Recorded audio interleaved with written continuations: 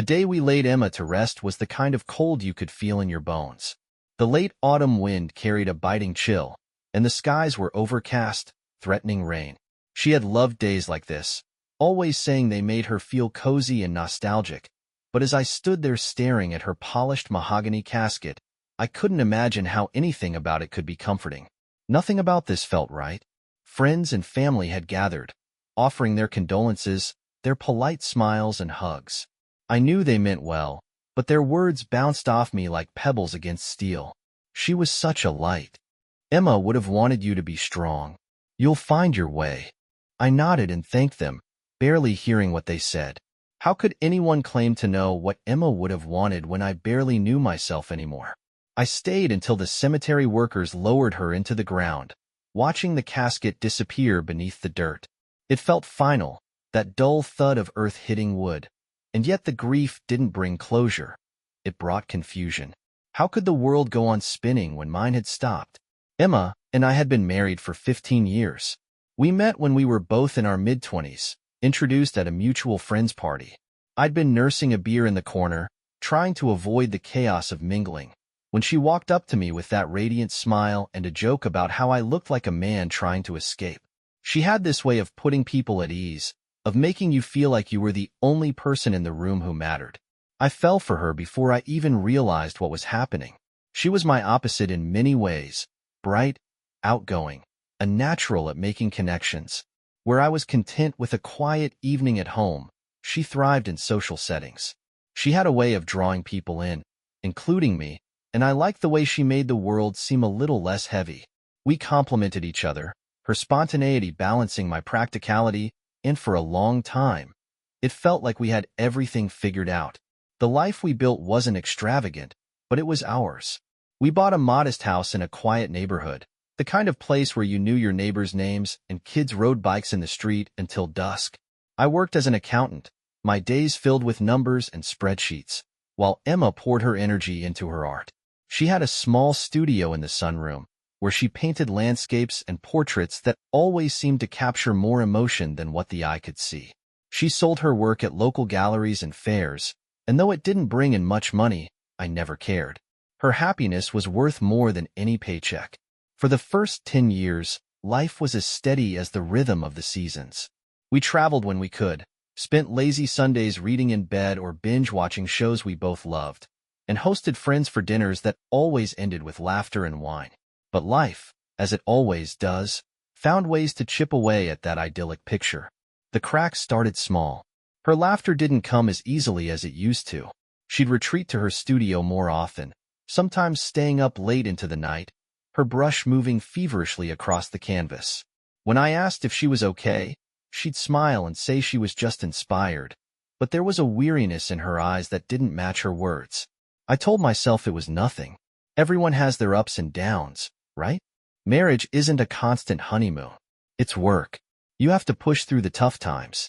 But looking back, I wonder if I should have pushed harder, asked more questions, paid closer attention. Maybe if I had, I wouldn't have been blindsided by her death or by what I would find in the days that followed. The heart attack was sudden. She'd never shown any signs of trouble before.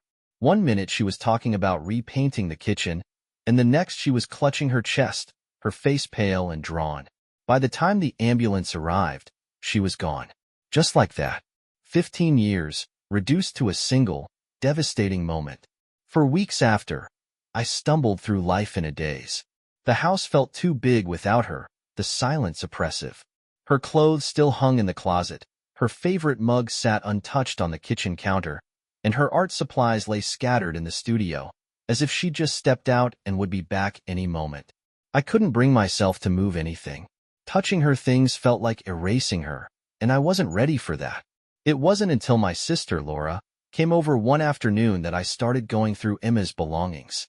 Laura had always been the pragmatic one in the family, and she insisted that sorting through Emma's things would help me move forward. Reluctantly, I agreed. We started in the bedroom, going through her clothes and jewelry.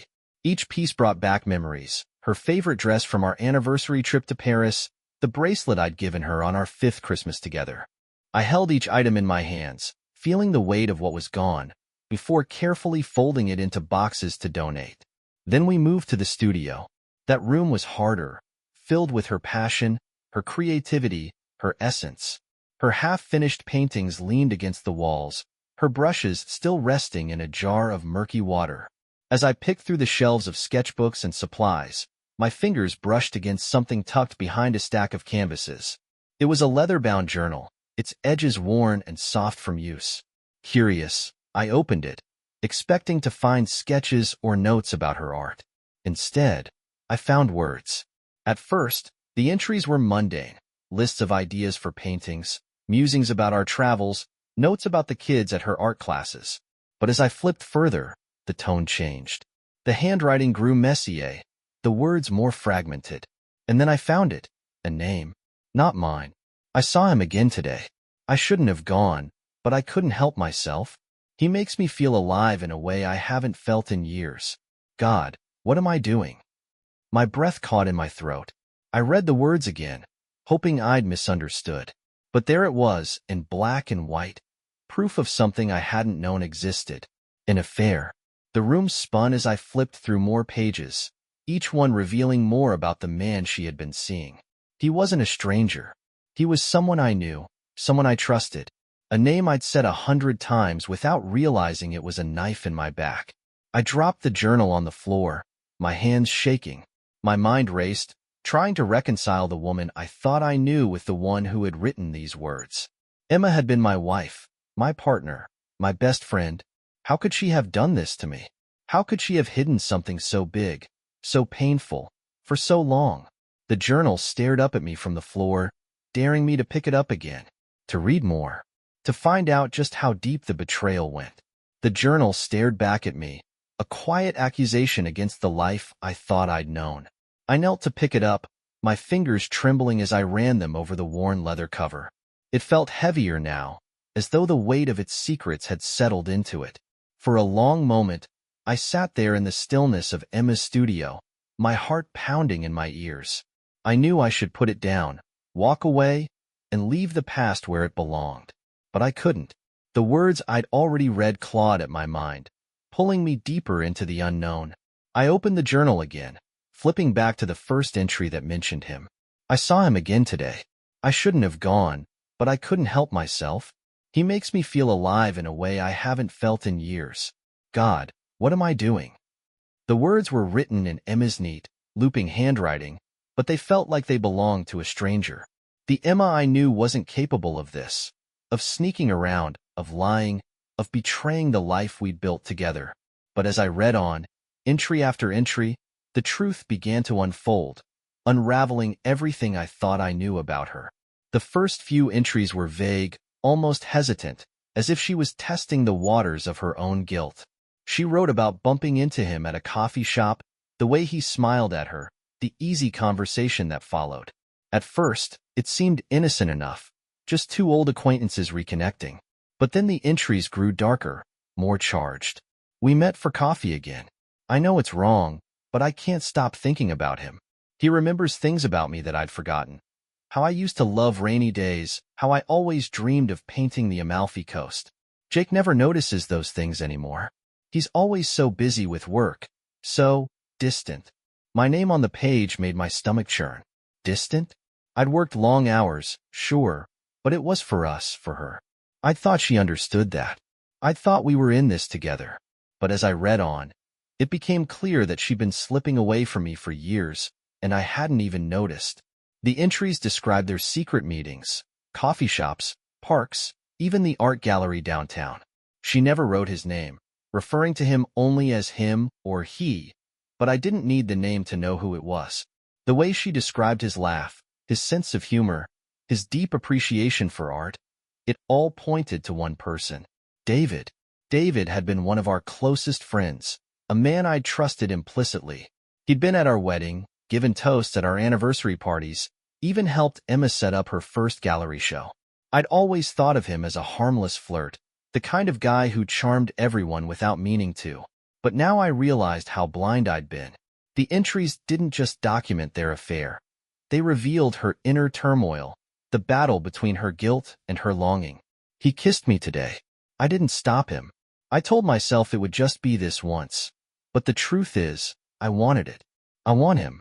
I hate myself for it, but I can't deny how he makes me feel. I lied to Jake tonight. I told him I had a late meeting at the gallery, but I was with him. We walked by the river, and he held my hand like it was the most natural thing in the world. It felt so easy, right? But when I came home and saw Jake asleep on the couch, I felt like I couldn't breathe. What am I doing to him? Each entry was like a knife twisting deeper into my chest. She hadn't just cheated on me physically. She'd given him a part of herself I thought was mine alone. The Emma I knew, the Emma I loved, had been living a double life, and I hadn't seen it. I read on, desperate to know the truth, even as it shattered me. He says he loves me. I don't know what to do. I love Jake, but it's not the same anymore. With David, everything feels new and exciting, like I'm alive again. But how can I choose between them? How can I hurt Jake like that? Her words felt like a slap in the face. Love? How could she claim to love me while carrying on with him? How could she sit across from me at the dinner table, smile at me, kiss me goodnight, all while hiding this? The more I read, the more I felt like I was drowning, the weight of her betrayal pulling me under. And then I reached the final entry. I told him it has to end. He didn't take it well, said I was making a mistake, that I'd regret it. But I can't do this anymore. I can't keep lying to Jake, pretending everything is fine. I love him too much to keep hurting him like this. David doesn't understand, but I know this is the right thing to do. I have to let him go. For a moment, I felt a flicker of relief. She'd ended it. She'd chosen me. But that relief was short-lived, replaced by a crushing sense of loss. I would never get the chance to confront her, to ask her why, to hear her explain herself. She'd taken her secrets to the grave, leaving me to carry the weight of them alone. I closed the journal and set it down on the table, my hands shaking. The room felt too small, the air too thick. I stood and paced the length of the studio, my mind racing. I didn't know what to do with the knowledge I now carried. David, how could he have done this? How could he have looked me in the eye, laughed with me, shared drinks and stories, all while sneaking behind my back with my wife? The anger bubbled up again, hot and unrelenting. I needed answers. I needed to hear it from him, to see the look on his face when I confronted him with the truth. And I needed to know if there was more secrets, more lies, hidden beneath the surface of the life I thought I knew. I grabbed the journal and walked out of the studio, my heart pounding. This wasn't over. Not by a long shot. The journal sat on the passenger seat of my car, an anchor pulling me further into the storm. The weight of Emma's words lingered in my mind as I drove, gripping the wheel so tightly that my knuckles turned white. David. His name echoed like a curse. The man I had trusted with my friendship, my family, my life. I needed to know why, even though I wasn't sure I could bear the answer.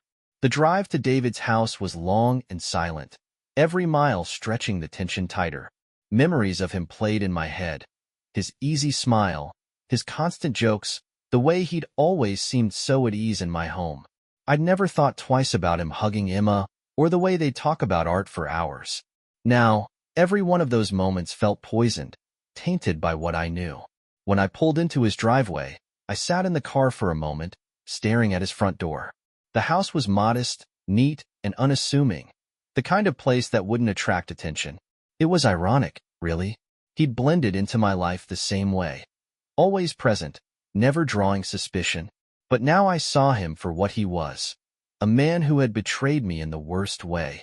I grabbed the journal and climbed out of the car, my footsteps heavy on the pavement. My heart pounded as I rang the doorbell, the sound echoing in the stillness of the evening. For a moment, I thought he wouldn't answer, and I almost turned to leave. But then the door opened. David stood there, his expression shifting from surprise to something I couldn't quite place.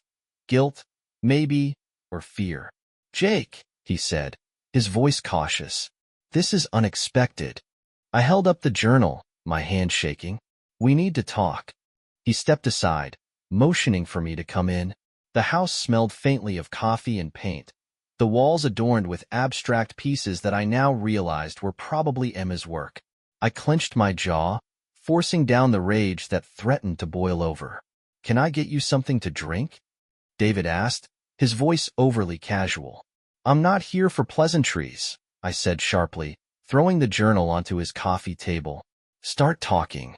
David hesitated, his eyes flicking to the journal. Jake, I don't know what you think. Don't lie to me, I snapped, cutting him off. I know about you and Emma. I know what you did. The only thing I don't know is why. He sighed, running a hand through his hair as he sat down on the couch. It wasn't supposed to happen, he said quietly.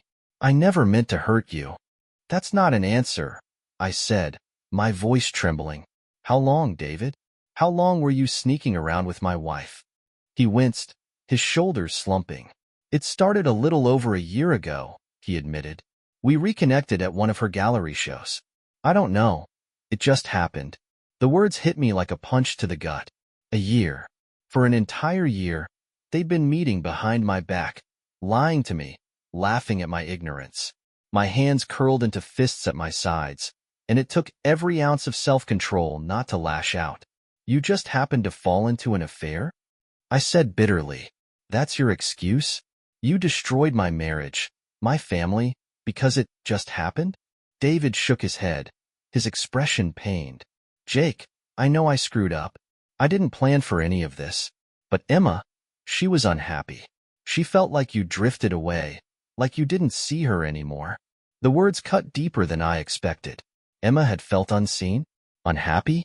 I thought back to the late nights at the office, the times I'd been too tired to engage, the way I dismissed her concerns about our relationship as temporary.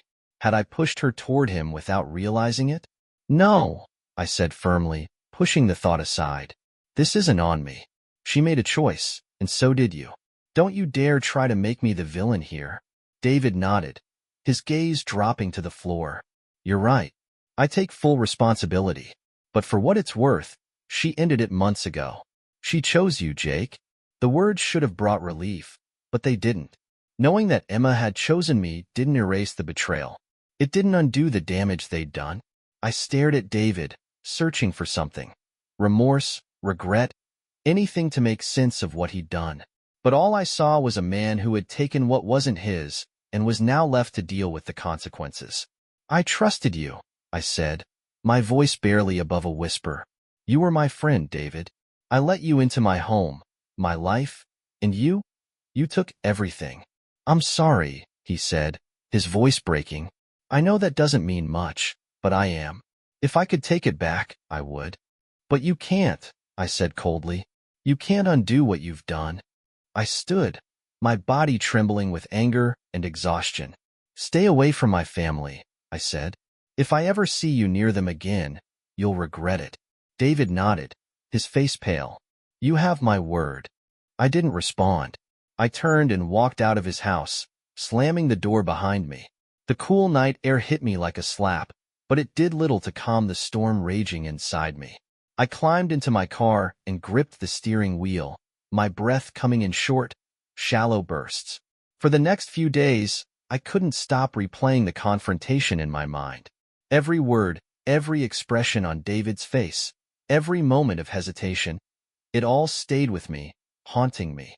I didn't know what to do with the anger, the grief, the overwhelming sense of loss.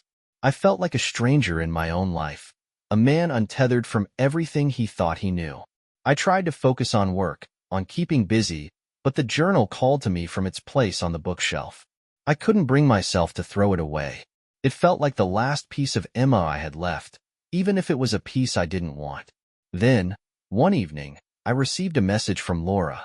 We need to talk, it said, followed by a cryptic, found something you need to see. My heart sank as I stared at the message, my mind racing with possibilities. Had she found more of Emma's things? Another journal? Another secret? I didn't know if I could take any more revelations, but I knew I had to find out. The truth wasn't done with me yet. Laura greeted me at her door with a look I couldn't quite place. Concern, hesitation, maybe even fear. She pulled me into a hug, something she rarely did, and when she stepped back, she didn't let go of my shoulders right away. Are you okay? She asked, her voice soft but firm. Do you think I'm okay? I said, my voice raw. What did you find, Laura? She nodded, stepping aside to let me in. Come in. You're going to want to sit down for this. The living room was familiar, warm with the scent of her ever-burning lavender candle, but today it felt stifling. I sat on the couch, the same spot I'd sat countless times during holidays and family visits, but now I couldn't relax. I couldn't settle into the comfort of the space. Something about Laura's demeanor set my nerves on edge. She handed me a folder. It was thin, unassuming, but the weight of it in my hands felt immense. "What is this?" I asked, looking up at her. "Something I found in Mom's old box of paperwork," she said. "I was going through it to organize things and, well, just open it." I hesitated, my fingers hovering over the folder. It felt like Pandora's box, another revelation waiting to shatter what little stability I'd managed to rebuild. But I couldn't walk away. Not now. I opened it. Inside was a single envelope addressed to me in Emma's handwriting. My chest tightened as I ran my fingers over the familiar script, memories flooding back. Her love notes tucked into my lunchbox, the birthday cards she always wrote too much in, her grocery list scrawled on scraps of paper. I swallowed hard and opened the envelope. The letter was long, written on crisp stationery that still carried a faint trace of her favorite perfume. I unfolded it carefully, my hands trembling as I began to read. "Jake, if you're reading this, it means I'm no longer here. I don't know how to begin this letter, except to say that I'm sorry. I'm sorry for the secrets I kept, the pain I caused, and the trust one betrayed. Writing this feels impossible, but I owe you the truth. You've always been a good man, a kind man. I never doubted your love for me, not once, but somewhere along the way, I lost sight of who I was. I let myself get caught up in feelings I didn't understand, in a longing I didn't know how to name. And in my weakness, I made a mistake that I will regret for the rest of my life. David was a mistake, a distraction, a way to escape the loneliness I felt but didn't know how to talk about.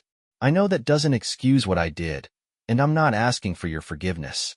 I just want you to know that it wasn't about you. It was never about you. It was about me and my own failures. I ended things with him months ago. I told him that I loved you, that I was choosing our family, and that whatever we had was over. He didn't take it well, and I don't know if he'll ever truly understand why I made that choice. But it was the right one. You were always the right one. There's so much I wish I could say to you, Jake. So much I wish I'd said while I still had the chance. You deserved more than I gave you, more than I was capable of giving. Please know that I loved you, even when I didn't know how to show it. You were my anchor, my home, and I'm so sorry I let you down. Take care of yourself, and take care of our family.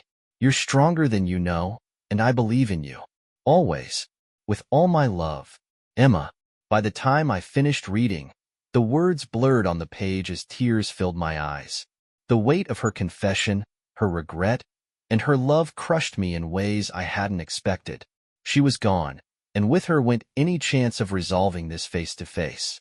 The letter was all I had now, a window into the thoughts she'd been too afraid to share while she was alive. I stared at the letter for a long time, trying to process the torrent of emotions swirling inside me. Anger, sadness, love, betrayal. They all collided, leaving me hollow and raw. I thought I'd come to terms with her affair after confronting David, but this letter unearthed wounds I hadn't realized were still open. Laura sat across from me, her hands folded in her lap. She didn't say anything at first, letting me sit with my grief. When I finally looked up, she met my gaze, her eyes soft with understanding. "Did you know?" I asked, my voice hoarse. She shook her head. "No, I had no idea. I was as blindsided as you are." I nodded, the silence between us heavy. For a moment, I thought about crumpling the letter, throwing it away, and pretending it didn't exist. But deep down, I knew that wouldn't change anything. The truth was the truth, no matter how much I wished it weren't. Over the next few days, I carried the letter with me everywhere. I read it again and again, trying to find some deeper meaning in her words, some way to make sense of what had happened. Her apology felt sincere, but it didn't erase the pain. It didn't bring her back. It didn't undo the damage her choices had caused. But it did something else. It gave me a glimpse into her heart, into the struggles she'd been too afraid to share. It reminded me that she was human, flawed and imperfect, just like the rest of us. And as much as it hurt, it also gave me a strange sense of peace.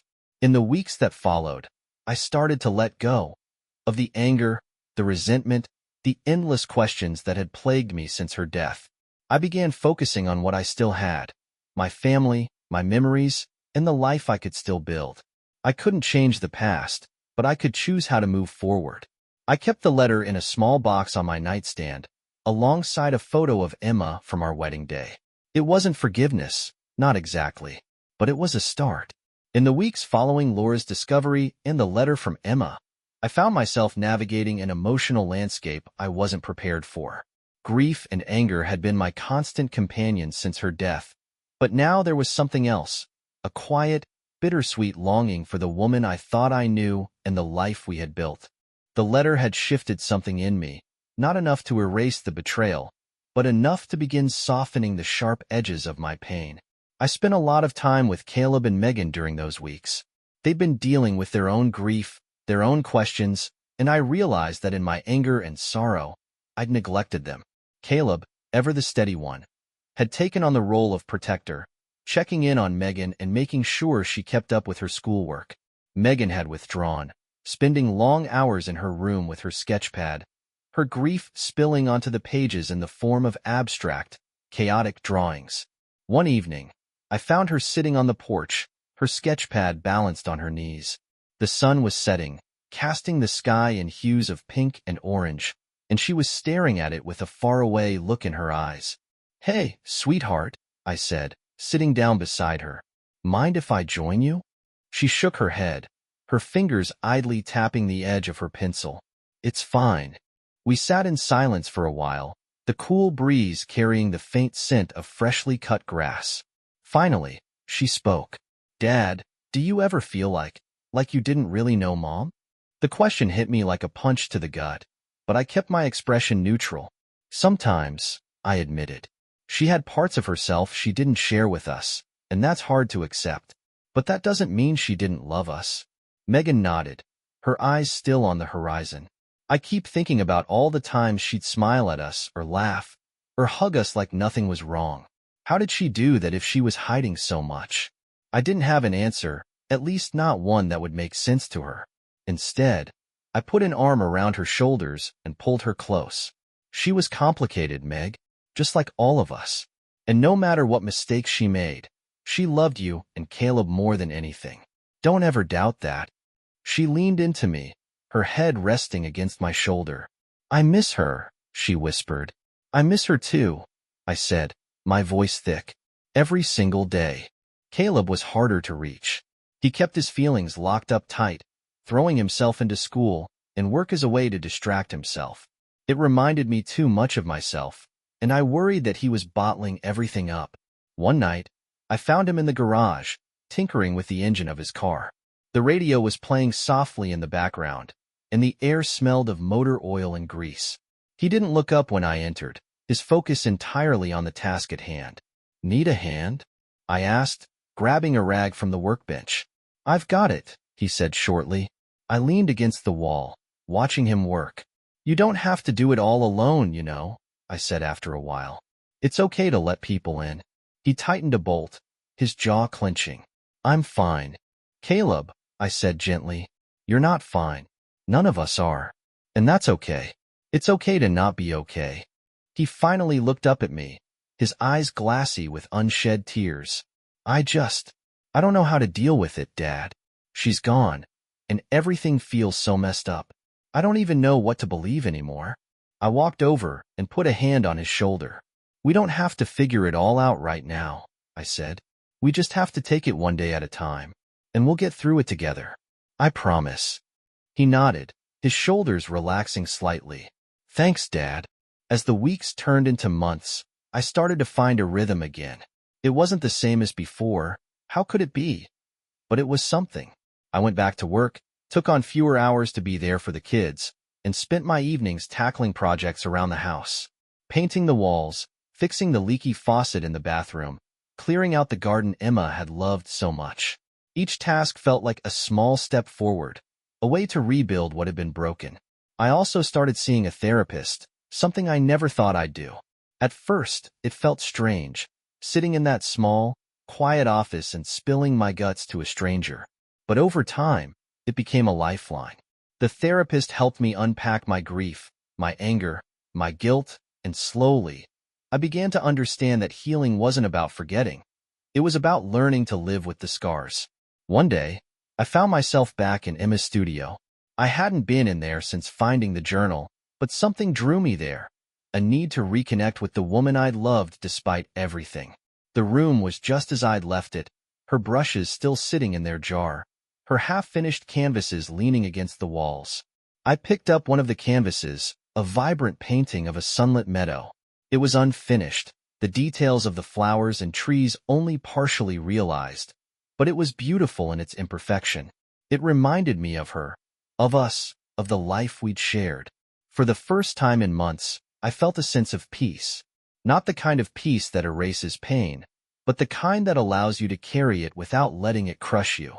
I knew I would always miss Emma, always wonder what might have been if things had been different. But I also knew that I couldn't let her mistakes define me or our family. Life isn't perfect now. It's messy and complicated, full of moments of sadness and joy, laughter and tears. But it's real, and in its own way, it's enough. One evening, as Caleb, Megan, and I sat on the porch watching the sunset, I felt a strange sense of hope. The past would always be a part of us, but it didn't have to define our future. We had each other, and we had the strength to keep moving forward. And maybe, just maybe, that was enough. Months passed, and while the ache of Emma's absence never fully disappeared, I found ways to move forward.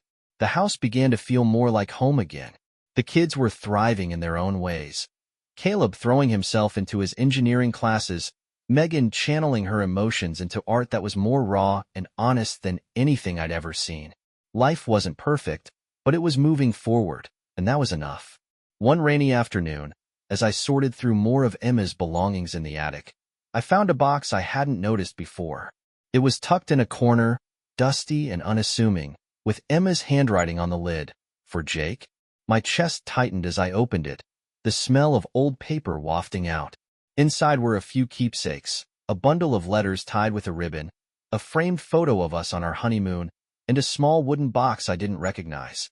I set everything aside, my hands trembling as I untied the ribbon and began reading the letters.